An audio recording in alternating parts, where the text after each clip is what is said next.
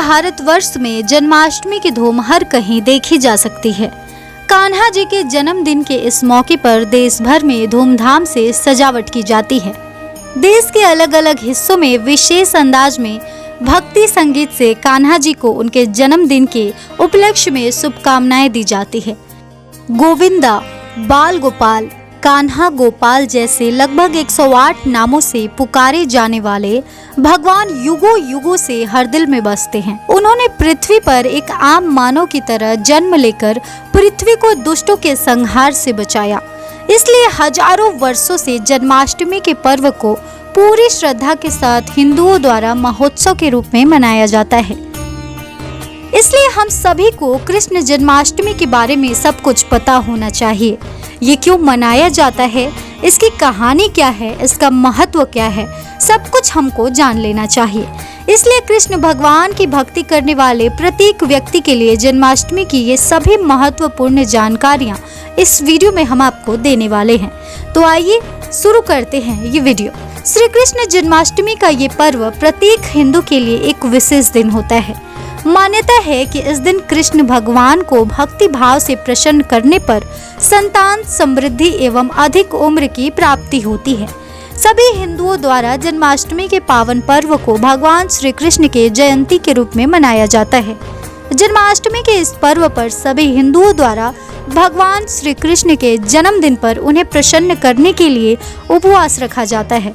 मंदिरों में सजावटें की जाती है और कई स्थानों पर श्री कृष्ण रासलीला का आयोजन भी किया जाता है। न्यू जनरेशन तो कान्हा के जन्मदिन को बर्थडे पार्टी के रूप में मनाते हैं, केक काटते हैं, सेलिब्रेशन करते हैं। आइए अब जानते हैं कि इस साल जन्माष्टमी कब मनाया जाएगा।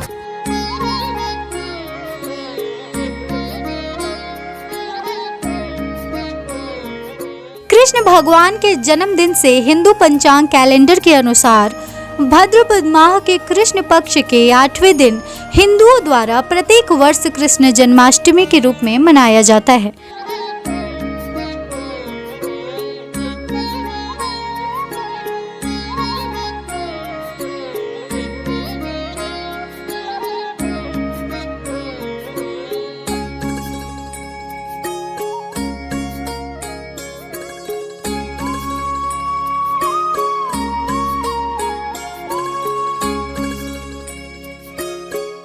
हिंदू धर्म की मान्यताओं के अनुसार सृष्टि के पालनकर्ता कहे जाने वाले भगवान श्री हरि विष्णु के 8वें अवतार प्रभु श्री कृष्ण हैं और कृष्णा जी के जन्मदिन के शुभ अवसर पर इस दिन को जन्माष्टमी के रूप में मनाया जाता है।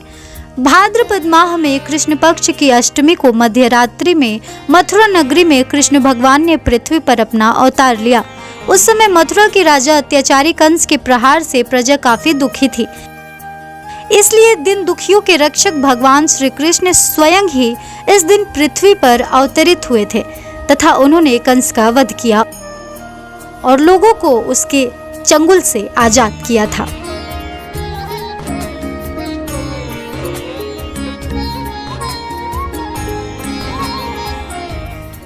जन्माष्टमी के पर्व पर होने वाली चहल पहल पूरे भारत में देखी जाती है। इसके साथ साथ विदेशों में रहने वाले भारतीय भी वहां जन्माष्टमी के पर्व को धूमधाम से मनाते हैं। भक्तों द्वारा जन्माष्टमी के इस पर्व पर उपवास रखा जाता है, मंदिरों को सजाया जाता है, लड्डू गोपाल की मूर्तियों को झूला झुलाया जाता है, भजन कीर्तन किए जाते हैं। इसके साथ ही अनेक स्थानों पर युवाओं में इस दिन दही हांडी तोड़ने का जोश देखा जाता है। इसके अलावा भगवान कृष्ण की नगरी मथुरा में दूर दूर से श्रद्धालु आते हैं तथा मंदिरों में श्रद्धा भक्ति भाव से भगवान कृष्ण की पूजा अर्चना करते हैं। इस दिन पूरी मथुरा नगरी में भगवान कृष्ण के पर्व की चमचमाहट नजर आती है। मंदिरों को फूल मालाओं से खूब सजाया जाता है। रात में मंदिरों में लगी लाइटों से कृष्णा नगरी भव्य लगती है।